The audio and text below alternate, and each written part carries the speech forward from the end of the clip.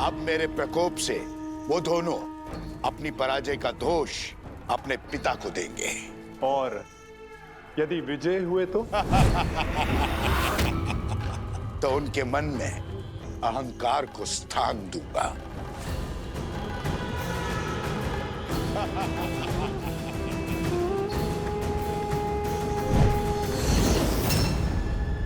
अब उन्हें सत्य बताना मेरा दायित्व है। उन्हें यह ज्ञान देना कि उनके पिता और कोई नहीं, उनके आराध्य श्री राम हैं। और जिस सीता से मिले बिना वो उसके कष्ट को जानकर इतने विचलित हो गए, वो और कोई नहीं, उन्हीं की माता है जिसका राम ने त्याग किया है।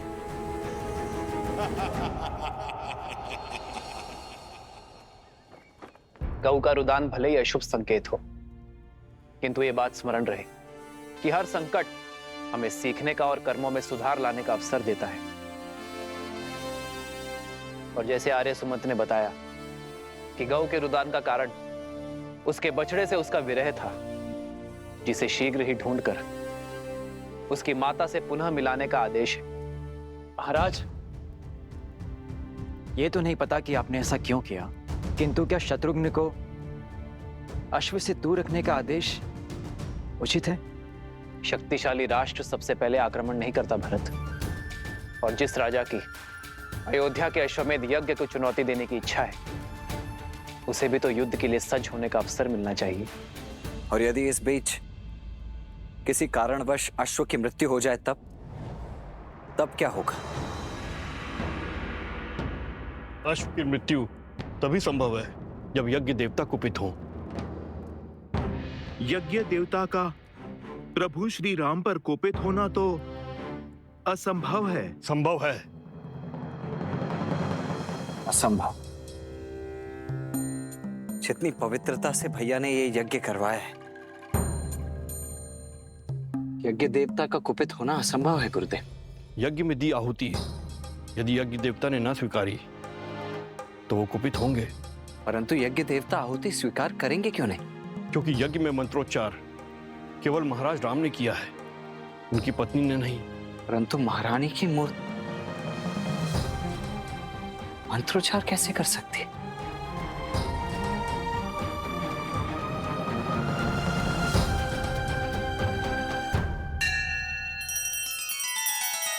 श्री रामचंद्र कृपालु भज मन हरण भव भय दारुणम नव कंज लोचन कंज मुख कर कंज पद कंजारुणम।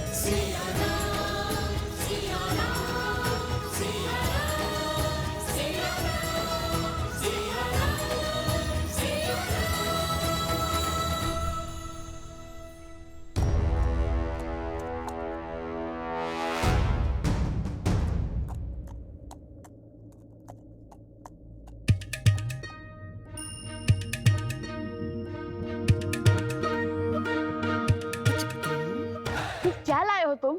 जो भी है श्वेत तो है। गांव में केवल यही एक 4 पैरों वाला प्राणी है जिसका रंग श्वेत जैसा है, और ऊपर से वस्त्र और छात्र भी ला दिया मैंने इसके लिए। अब चलो अश्व बदल देते हैं। सैनिक थके हुए हैं, हमारा भेद जाने में उन्हें समय लगेगा, जब तक हम निकल जाएंगे। दिख रहा है अश्व किसी को? दिख रहा है क्या? नहीं, लगता है और ऊपर गया है। शीघ्र खोजो उसे। चलो।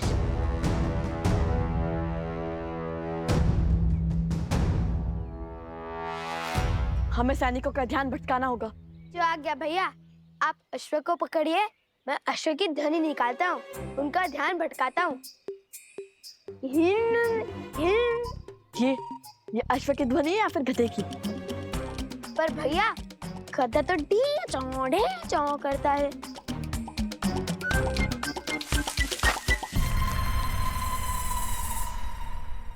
कदाचित ये सोर गया होगा।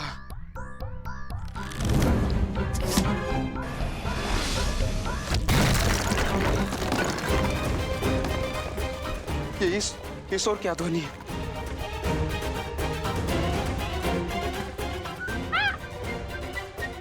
शांत शांत, डरो मत। तुम इसे उस ओर ले जाओ जहां मैंने बाण चलाया था। तुम मेरे साथ आओ।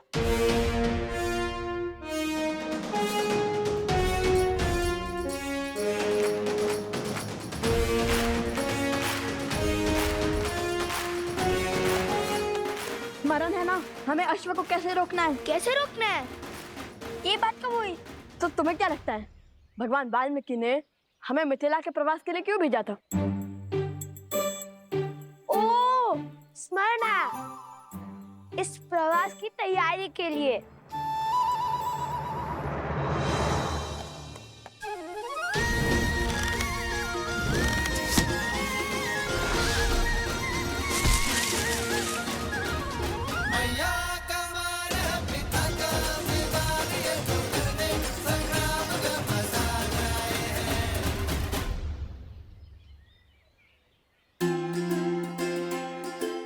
सीताराम भैया, ये तो वही अश्व है। राम सिया राम जय जय राम। राम सिया राम जय जय राम। कदाचित इसका हमारा और सीताराम का कोई ना कोई संबंध अवश्य है। क्यों मित्र, हम स्मरण है ना? उस गधे से भय तो नहीं लगा?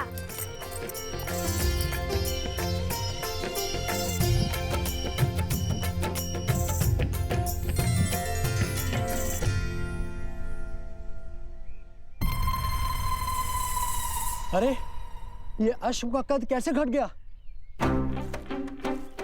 मिला, अश्व मिला।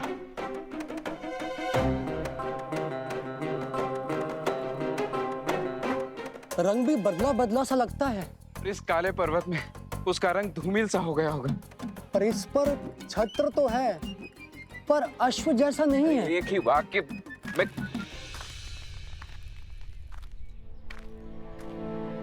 प्रणाम राजकुमार। सेना भी पहुंच रही है। अश्व मिला क्या आप सबको? उस ओर देखिए राजकुमार, हमने एक क्षण भी अश्व से अपनी दृष्टि ओझल नहीं की। आदेश यज्ञ के अश्व पर दृष्टि रखना था सेनापति। आप लोग यहाँ क्या वनगमन कर रहे हैं? अश्व के पीछे ही गमन कर रहे हैं राजकुमार। ये क्या आपको अश्व दिखाई दे रहा है?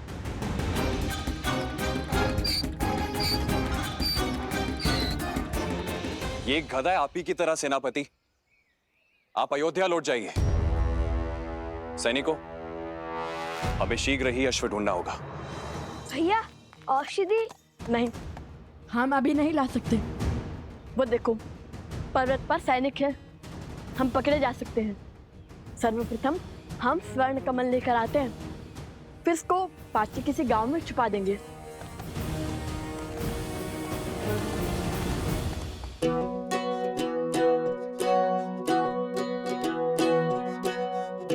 सुनो, यह स्थान उचित है। यहाँ पर कोई भी अश्व को नहीं ढूंढ पाएगा।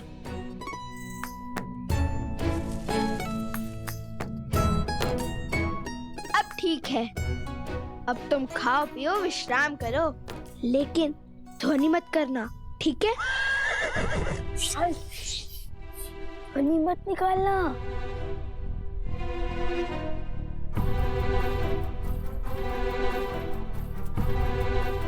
चलो।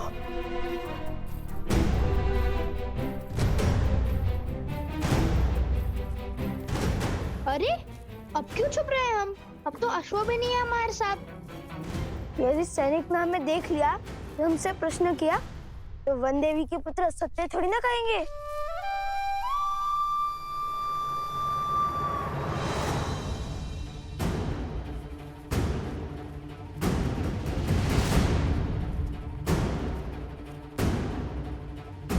त्रिवेणी धाम निकट ही है, शीघ्र चलो।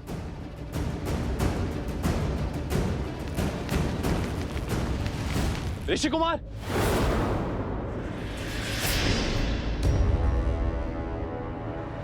भागो! अरे रुकिए ऋषि कुमार।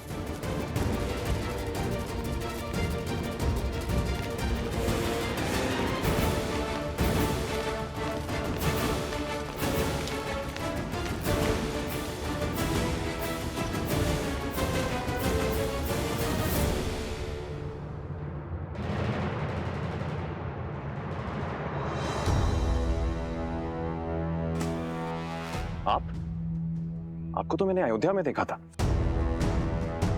और क्या वो ऋषि कुमार वही हैं जिन्होंने अयोध्या में गान किया था? क्या आप क्या कहना चाहते हैं? नहीं, वो नहीं है। तो फिर वो दोनों भागे क्यों? क्योंकि वो असत्य नहीं बोल सकते, किंतु मैं बोल सकता हूँ ना। आपने क्या हमारे अश्वमेध के अश्व को कहीं देखा है? सत्य कही, अन्यथा आपके प्राण संकट में पड़ सकते हैं। सत्य तो ये है, आप और आपके सैनिक कभी एक बाल ऋषि कुमार के प्राण नहीं हारेंगे। और दूसरा सत्य ये है, आप और आपके सैनिक लव कुश से कभी जीत नहीं पाएंगे। राजरुज, वो दिख गए, वो ऋषि कुमार। ऋषि कुमार, रुको।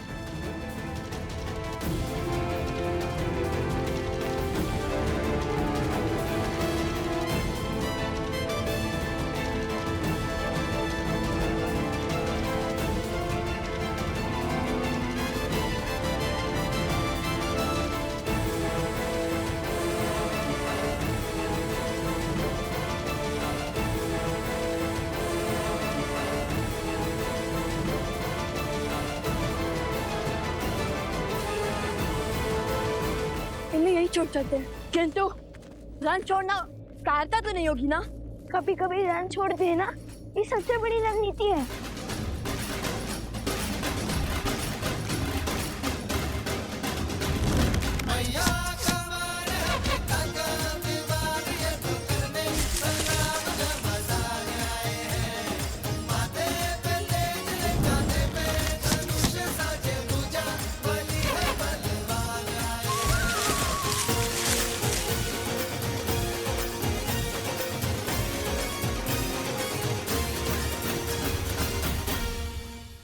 सैनिकों, शीघ्र हटाओ इसे।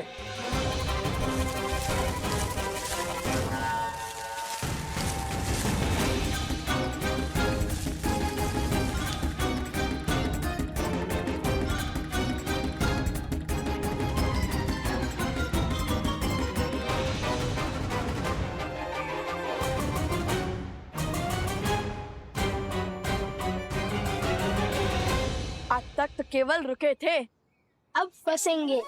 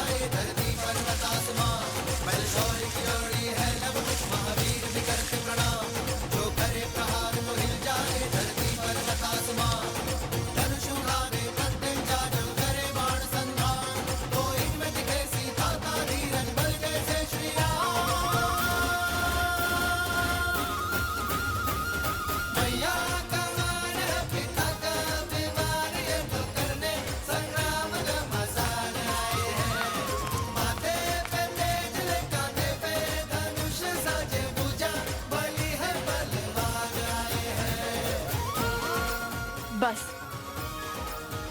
अब वो यहाँ फंस जाएंगे और हमें अधिक समय मिल जाएगा।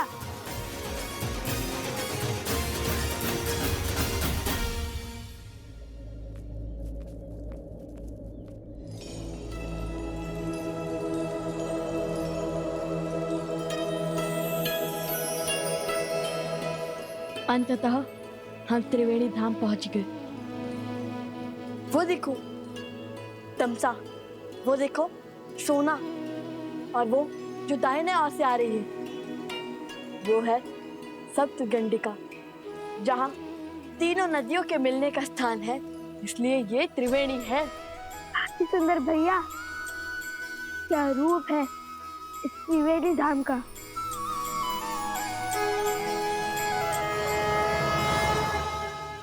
भैया अभी आंखें मूंदी तो मन में एक विचार आया। हमने अश्व को तो छुपा दिया, किंतु उसकी रक्षा के लिए किसी को नहीं छोड़ा। चल हम शीघ्र अतिशीघ्र सारे स्वर्ण कमल एकत्रित कर चलते हैं ताकि किसी के वहां आने से पहले हम अश्व तक पहुंच सके।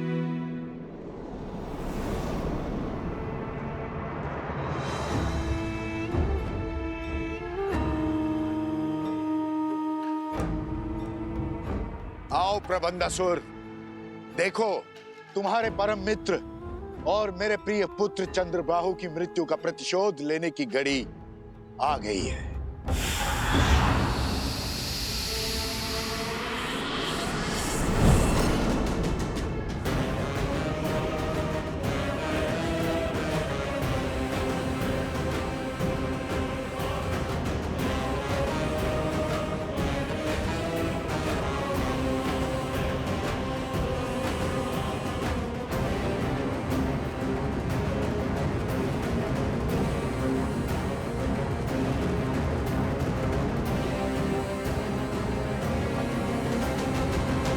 महाराज सहस्त्रमुख रावण की जय। महाराज, जिस क्षण की प्रतीक्षा में मैं अब तक जी रहा था, वो क्षण, वो प्रतिशोध का सुख देने के लिए आपका कोटि कोटि धन्यवाद। धन्यवाद मुझे नहीं, उन बालकों को दो, वही तो है इस सुअवसर के सूत्रधार।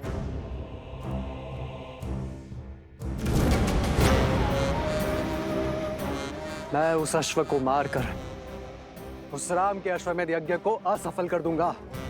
वो जिस मर्यादा धर्म की ध्वजा लहराना चाहता है, उसे मैं तार तार कर दूंगा।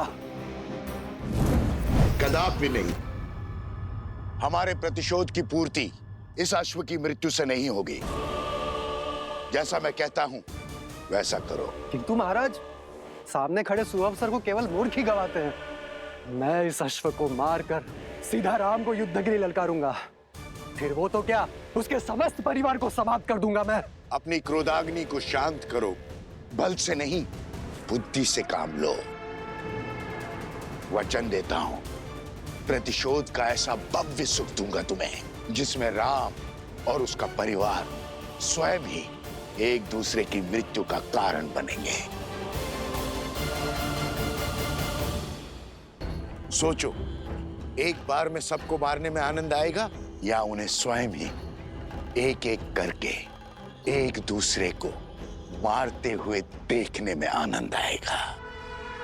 और अपनी योजना के लिए मैंने तुम्हें चुना है, क्योंकि छल में तुम्हें मात देना असंभव है। तुम कभी भी कोई भी रूप धरकर किसी भी वस्तु में प्रकट हो सकते हो। मैं चाहता हूं कि तुम यज्ञ के अंत तक इस अश्व के साथ रहो।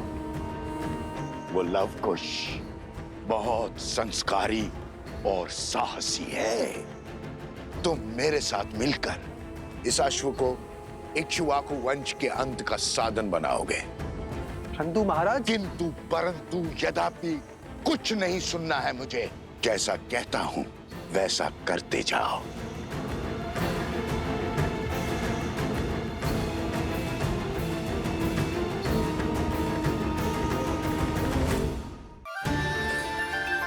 माता पिता के लिए संतान के प्रेम से मूल्यवान और कुछ नहीं हो सकता, फिर चाहे वो देव हो या दानव, मानव हो या पशु।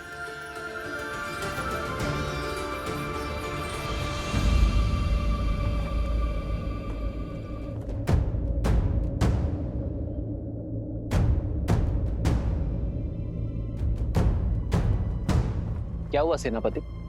शत्रुघ्न ने तुम्हें यहाँ क्यों भेजा? मुझे क्षमा करें महाराज, उन्होंने मुझे अति शीघ्र अयोध्या लौटने का आदेश दिया है, क्योंकि मेरी चौकसी में यज्ञ का अश्वक हो गया। अश्वक हो गया?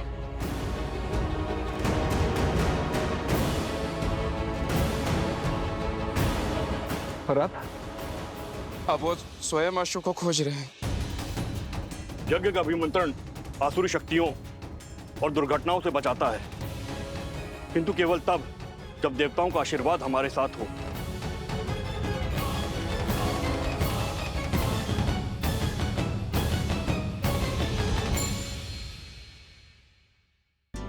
श्री राम का यज्ञ अस्वीकार है। उद्देश्य की पूर्ति हेतु बाधाएं तो मार्ग में आती ही हैं।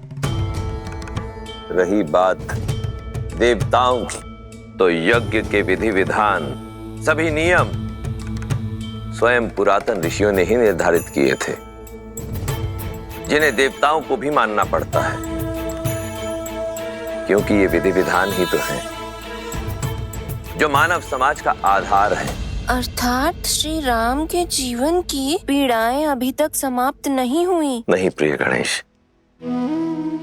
ऐसा नहीं कहते, क्योंकि मेरे आराध्य नारायण ने तो अवतार ही संसार की पीड़ा भोगने के लिए लिया है।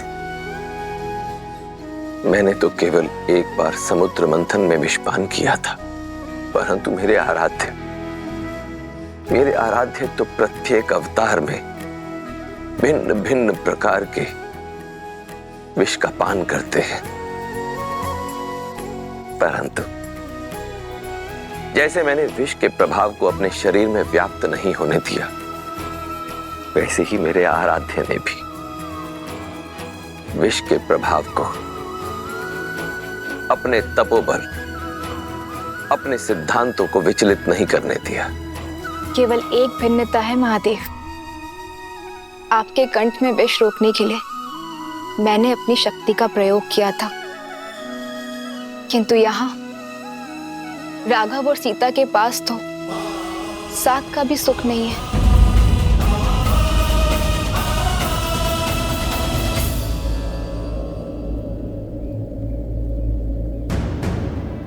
मिला क्या? स्वर्ण कमल छोड़िए, मुझे तो साधारण कमल भी नहीं दिख रहा। ठंड के कारण तो कुछ भी दिखाई नहीं दे रहा है। चलो तनिक समीप चलकर देखते हैं। देखो पदचिन्ह।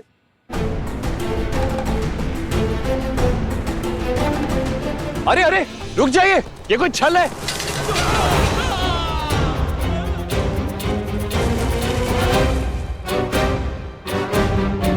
हमें अपने सैनिकों को बचाना होगा।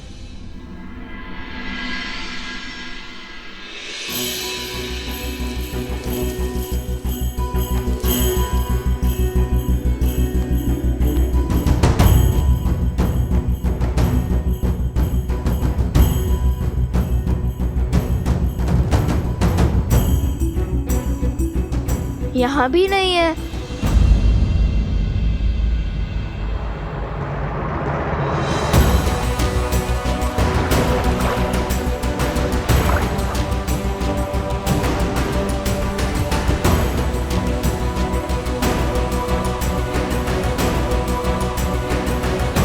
भैया मिल गया, कमल मिल गया भैया।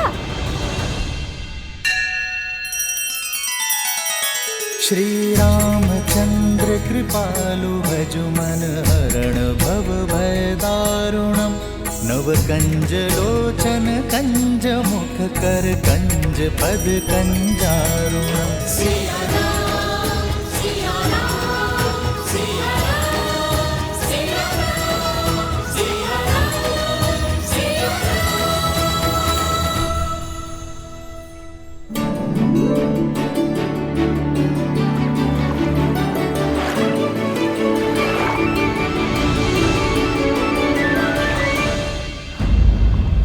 हाँ, कमल तो है, किंतु स्वर्ण कमल नहीं।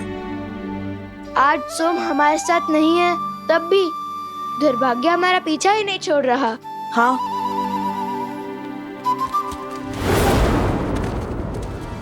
लगता है वो लोग समीप आ रहे हैं। ना जाने कहाँ होगा ये स्वर्ण कमल। सावधानी से आगे बढ़ो, अवश्य आगे भी कोई छल हो सकता है।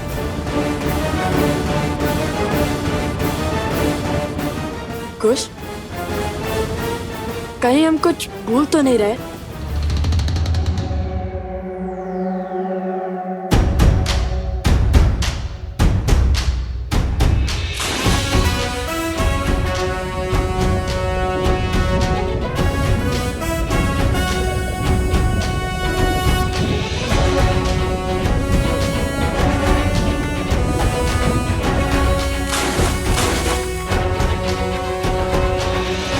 लो, अब तो स्नान भी कर लिया, अब तो मिले स्वर्ण कमल।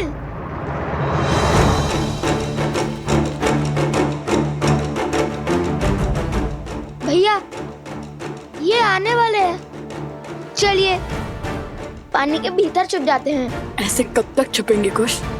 और यदि वो भी जल में उतर गए तो? अब ये सोचो कि हम चूक कह रहे हैं। और यदि भगवान वाल्मीकि ने कहा है तो दिव्य स्वर्ण कमल भी तो यही होने चाहिए ना? किसी ने चुरा तो नहीं लिए? अरे कुश, स्वर्ण कमल कोई कैसे चुरा सकता है? उनके रक्षक तो स्वयं यक्षराज कुबेर हैं, कुबेर।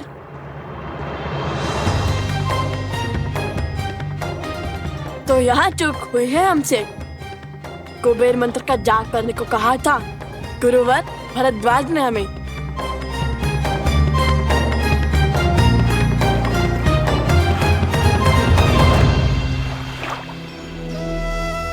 ओम श्रीं ह्रीं क्लीं श्रीं क्लीं विद्येश्वराय नमः।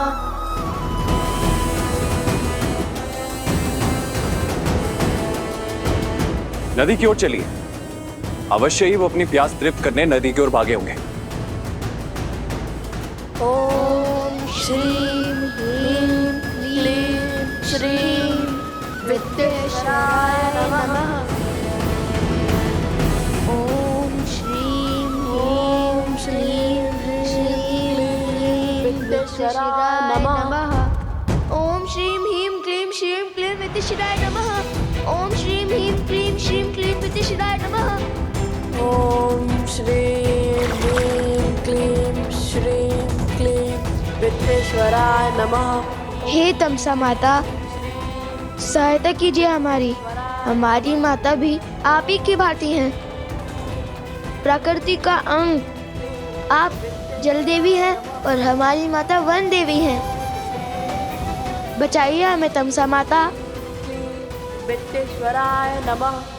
ओम श्रीं ह्रीं क्लीं श्रीं क्लीं विद्येश्वराय नमः। आपके पुत्रों को हमारा आशीर्वाद प्राप्त करने के लिए नदी में स्वयं स्नान करना होगा और आपकी संतानों की सुरक्षा हमारा दायित्व है।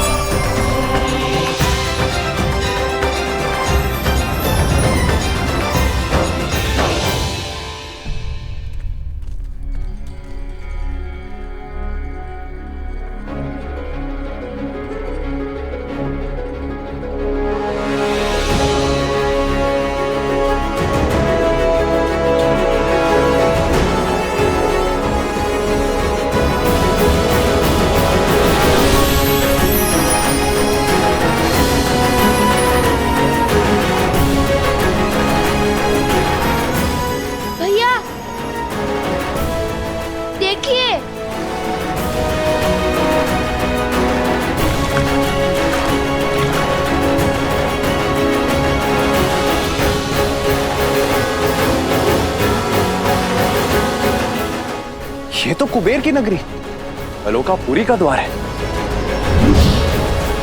यक्षराज कुबेर, उन ऋषि कुमारों ने अयोध्यापति महाराज श्री राम के अश्वमेध यज्ञ के अश्व को रोकने का दुस्साहस किया है। अयोध्या नरेश श्री राम के नाम पर मैं आपसे निवेदन करता हूं कि ये द्वार खोल दीजिए।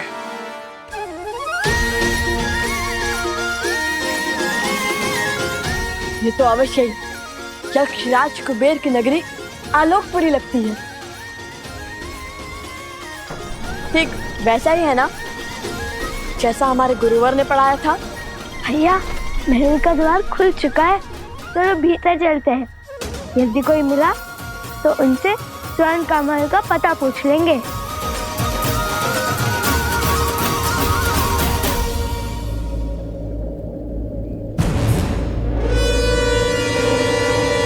सत्य कहते हैं भैया, भय बिन होए ना प्रीत। यक्षराज कुबेर, यदि आपने ये द्वार नहीं खोला तो आपको मेरे बाणों का सामना करने के लिए सज्ज होना पड़ेगा। और स्मरण रहे, इक्ष्वाकु वंशजों के बाण कभी भी खाली नहीं गए हैं।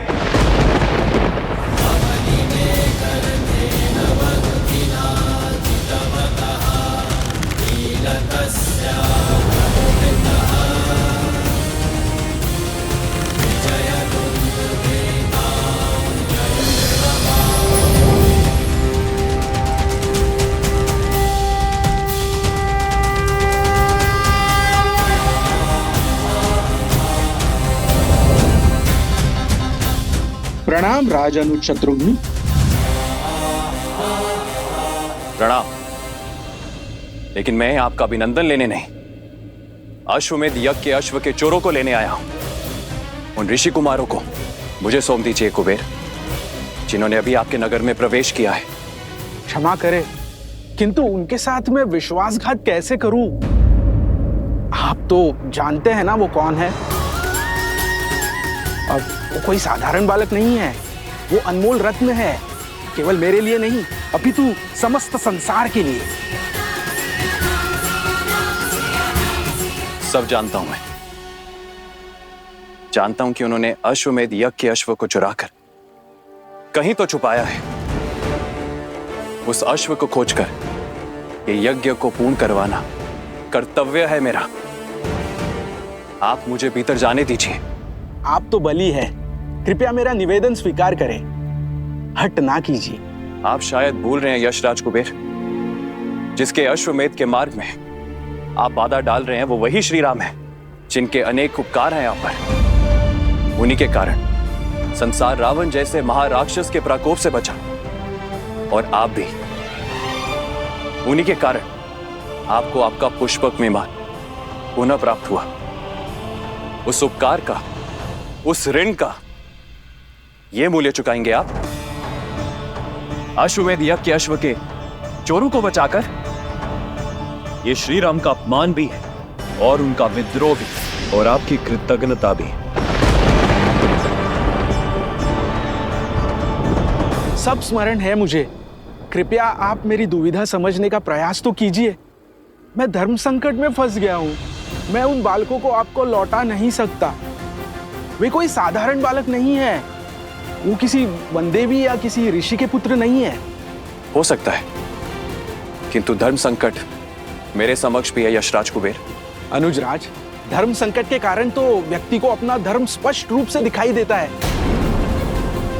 यदि इस परिस्थिति में आप आलोकपुरी में प्रवेश करेंगे तो अश्वमेध यज्ञ के नियमानुसार जैसे ही आप भीतर आएंगे तो यह माना जाएगा कि आप आलोकपुरी पर आक्रमण कर रहे हैं। कृपा करें, मेरी विडंबना समझने का प्रयास करें।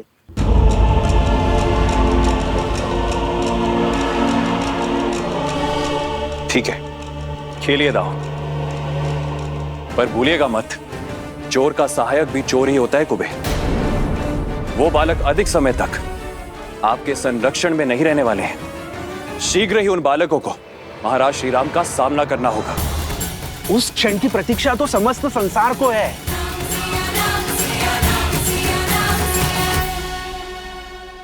सहस्त्र मुख की माया यही जाने कैसे कैसे दांव खेलता है ये।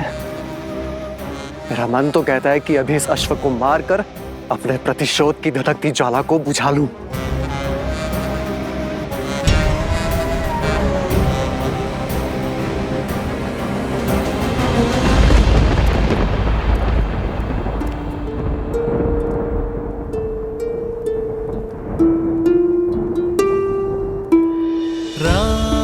सिया राम सिया राम सिया राम, राम सिया राम सिया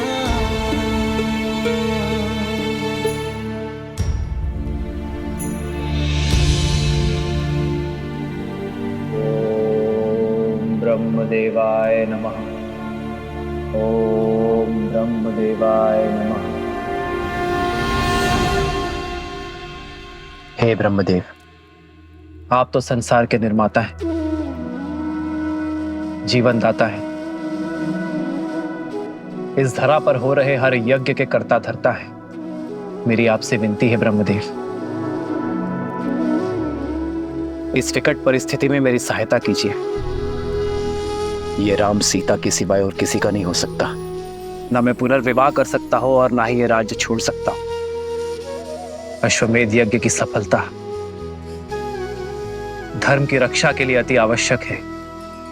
जो मूरत मेरी सीता की सूरत है, जो इस यज्ञ के लिए मंत्र नहीं पढ़ पाई, यदि देवता उससे रुष्ट है तो यह यज्ञ असफल हो जाएगा ब्रह्मदेव। धर्म हार जाएगा। मेरी सहायता कीजिए ब्रह्मदेव।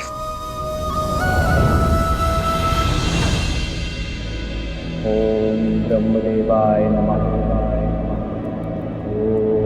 ओम ब्रह्मदेवाय नमः।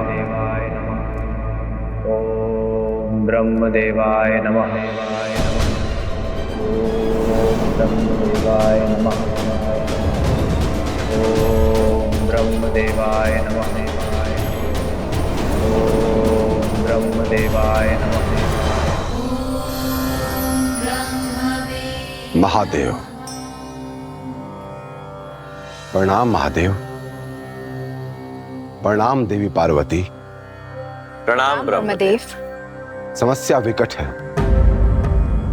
किंतु आपके अतिरिक्त किसी और के पास इस समस्या का कोई समाधान नहीं। ब्रह्मदेव, सृजन, जीवन और मृत्यु तीनों ही परस्पर जुड़े हुए हैं। जैसे ही सृजन का विचार आकार लेना आरंभ करता है, जीवन आरंभ हो जाता है। जैसे जैसे जीवन विकसित होता जाता है, मृत्यु का समय निकट आ जाता है और मृत्यु के आते ही एक नए सृजन का शंखनाद हो जाता है। परंतु अभी द्वापर और कलियुग आने में समय शेष है। ऐसे में यदि रामावतार ने इस युग में अपने कर्म पूरे नहीं किए, तो द्वापर में राक्षसों और असुरों की शक्ति का प्रभाव बहुत अधिक बढ़ जाएगा। और यदि ऐसा हुआ ब्रह्मदेव, तो द्वापर युग का स्वरूप कलियुग जैसा होगा और स्वयं कलियुग का स्वरूप तो नरक से भी अधिक दुर्दांत और भीषण सिद्ध होगा। इसलिए यह अनिवार्य है कि त्रेता युग में नारायण का रामावतार अपने सभी उद्देश्य, अपने सभी कर्म सफलतापूर्वक पूर्ण करे। रही बात जीवन की रक्षा की, तो जीवन की रक्षा तो केवल सृजन अर्थात स्वयं ब्रह्म ही कर सकते हैं, मृत्यु नहीं। इसलिए हे ब्रह्मदेव, मेरे आराध्य नारायण की रक्षा केवल आप ही कर सकते हैं।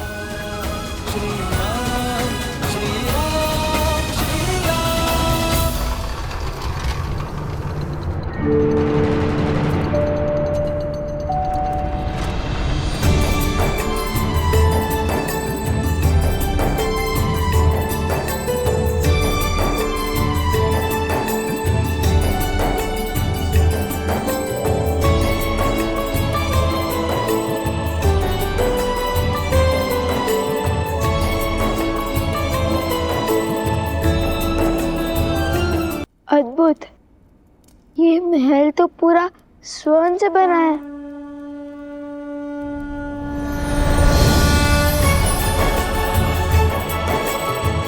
आइए आइए ऋषि कुमारों। मेरी नगरी आलोकपुरी में आप दोनों का स्वागत है।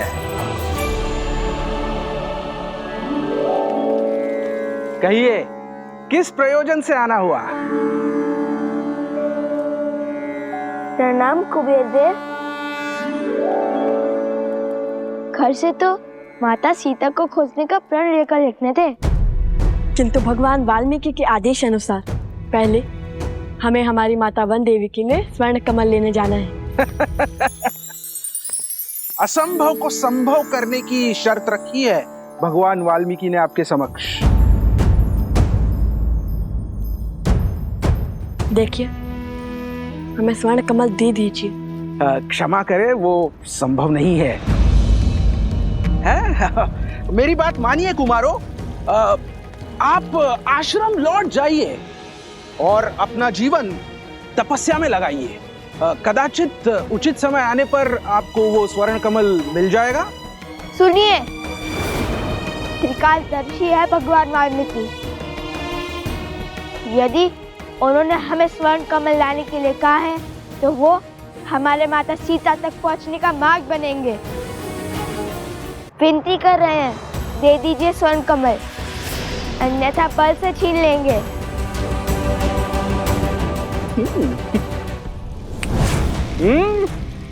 अब आपने चुटकी नहीं बजाई, युद्ध का आह्वान किया है, तो हमें आप सबको हराकर स्वर्ण कमल पर आधिपत्य स्थापित करना होगा।